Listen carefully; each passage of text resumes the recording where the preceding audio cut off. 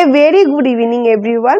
আশা করছি আমার সমস্ত দর্শক বন্ধুরা এই গরমে খুব ভালো আছে। চেন্নাই থেকে এসে আমি রিসেন্টলি খুবই অসুস্থ হয়ে গেছিলাম, সেটা আমার গলার ভয়েস থেকে বুঝতে পারছো।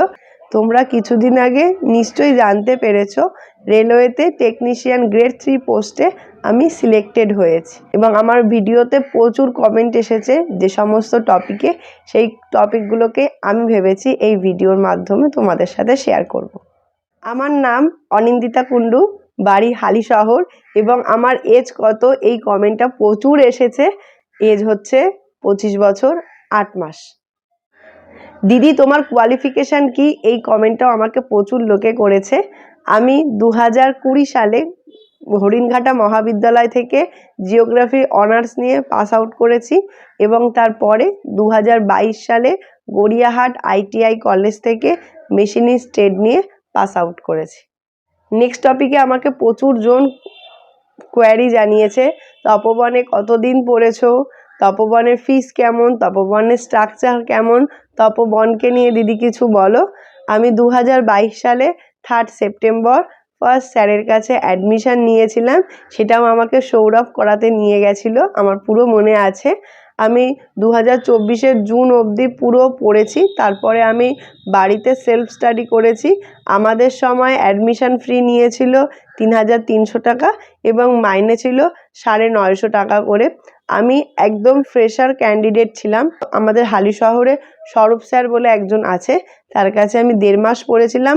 যখন আমার গ্র্যাজুয়েশনটা কমপ্লিট হয়ে যায় তখন, তারপর তো করোনা চলে আসে, দেন আমি আর কিছুই সেভাবে জানতে পারি না। 2022 সাল থেকেই আমার চাকরির প্রিপারেশনটা ভালোভাবে শুরু হয়, আর যার হাতে খড়ি আমি তপবন থেকেই পেয়েছি। এইটুকুনি বলতে পারি, তপবন ওয়েস্ট বেঙ্গলের বেস্ট কোচিং সেন্টার। সেটা একটা ফ্রেশার স্টুডেন্টের জন্য হোক কিংবা যারা অনেকটা এগিয়ে গেছে তাদের জন্য, কিন্তু সর্বোপরি হলো নিজেকে নিজেই তৈরি করা, নিজেকে নিজেই মানুষ করা, তাহলে তুমি যে কোনো জায়গার থেকে সাকসেসফুল হতে পারবে, নইলে কোনো জায়গার থেকে সাকসেসফুল হওয়াটা অতটা ইজি নয়। নিশ্চয়ই তোমরা দেখেই বুঝতে পারছো এই সিম্বলটাকে এতটাই ভালোবেসেছি যে আজ যোগ্য হয়ে গেছি তার পাশে দাঁড়িয়ে ভিডিও বানানোর মতো। এই সিম্বলটাকে অ্যাজ এ প্রিন্ট আউট হিসাবে আমি নিজেকে নিজেই গিফট করেছিলাম 11 সেপ্টেম্বর 2024, যেটা এইখানে একটা ছোট্ট ডেটের মাধ্যমে লেখা রয়েছে। এবং এটা হলো আমার স্টাডি রুম, যেখানে আমার ছোটো মা থাকতো। আর আমার স্টাডি রুমটা কেমন, আমার পুরো এনভায়রনমেন্টটা কেমন ছিল, সেটা তোমাদের সাথে অন্য কোনো ভিডিওতে শেয়ার করব।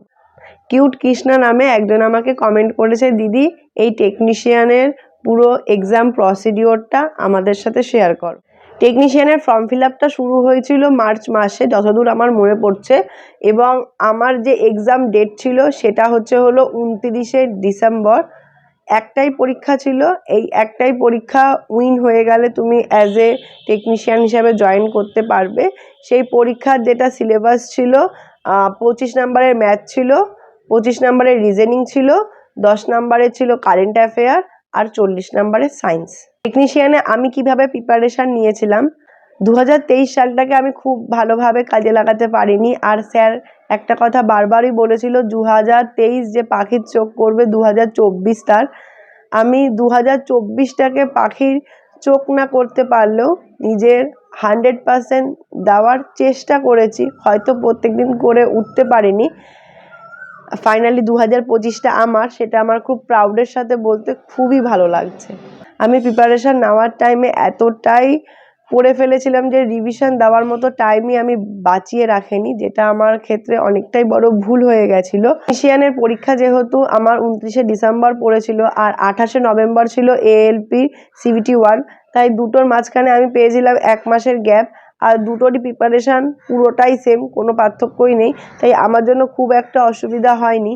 কিন্তু আমরা সবাই জানি যে পড়াশোনা করতে করতে মানুষে আর কি ডিপ্রেসড হয়েই যাবে বা কোনো একটা জায়গায় ভেঙে পড়ে।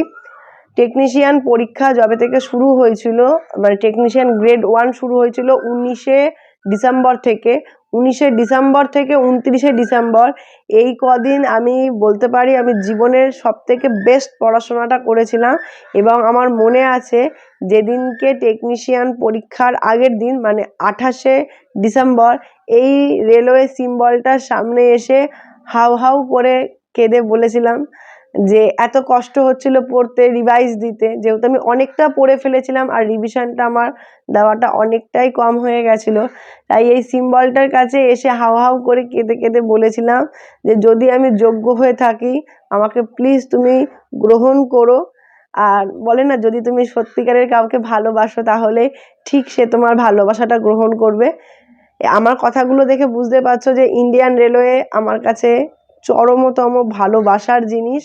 এবং আমার এই ভালোবাসাটাই আমি চাই আমার সমস্ত দর্শক বন্ধুদের, প্লাস যারা যারা আমার মতোই ইন্ডিয়ান রেলওয়ের আই কার্ড নিজের গলায় ঝুলাতে চায় প্রত্যেকের মধ্যে এই ভালোবাসাটা স্প্রেড আউট করতে। আশা করছি আমার সমস্ত দর্শক বন্ধুরা, আমার ছোটো ছোটো ভাই বোনরা যাদের পরবর্তী জীবনের ইচ্ছা হচ্ছে রেলওয়ের এমপ্লয় হওয়ার, প্রত্যেককে আমি সহযোগিতা করব আমার মতোই সিলেক্টেড ক্যান্ডিডেট হিসাবে নিজেকে আয়নার সামনে দাঁড় করাতে। টেকনিশিয়ান পরীক্ষার আগে আমি প্রত্যেক দিন প্রায় কাঁদতাম। আর পরীক্ষার আগে এত কেঁদেছি বলে হয়তো আমাকে পরীক্ষার পরে কাঁদতে হয়নি। অনেকেরই প্রশ্ন ছিল যে তুমি কোন জোন থেকে সিলেক্টেড, তোমার ট্রেড কি, তোমার মার্কস কি এবং তোমার ক্যাটাগরি কি।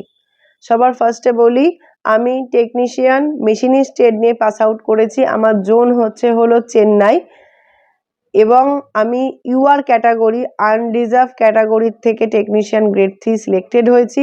আমার নর্মালাইজেশন মার্কস হচ্ছে 89.67 এবং র মার্কস ছিল 84.67।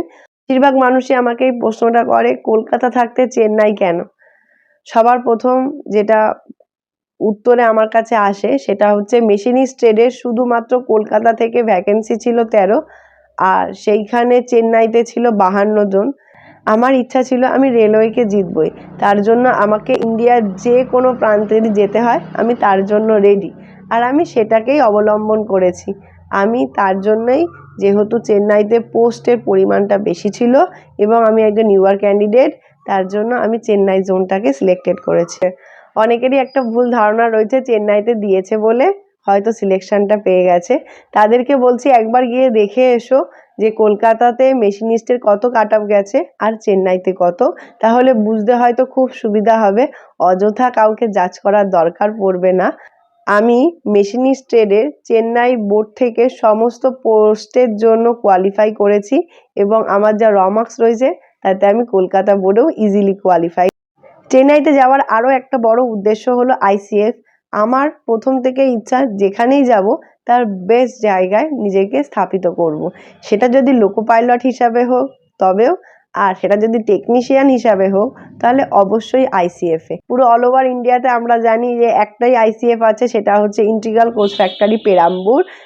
আর আমাদের তপবন থেকেই একটা দাদা দেখেছিলাম আইসিএফে কাজ করে, ওটা প্রোডাকশান ইউনিট, আর ওয়ার্কশপের তুলনায় প্রোডাকশান ইউনিটে কাজ করা আমার কাছে সবথেকে বেশি প্রাউডের, কারণ ওইখানে বন্দে ভারত থেকে শুরু করে সমস্ত লোকাল ট্রেনের বডি পার্ট তৈরি হয়। তাই যেখানেই যাব নিজেকে বেস্ট স্থানেই প্রতিষ্ঠা করার চেষ্টা করব। লম্বা হয়ে গেছে অনেকটা, তাই এই ভিডিওতে আমার প্রিপারেশন স্ট্র্যাটেজি নিয়ে আর কথা বাড়ালাম না। অন্য ভিডিওতে অবশ্যই সেটাকে শেয়ার করব। এছাড়াও তোমাদের যদি অন্য কোনো কোয়ারিজ থাকে আমাকে এই ভিডিওর নিচে কমেন্টে জানিও এবং সেগুলো সংক্রান্ত ভিডিও আমি খুব তাড়াতাড়ি এই চ্যানেলে পোস্ট করব। Stay tune, stay blessed, tata.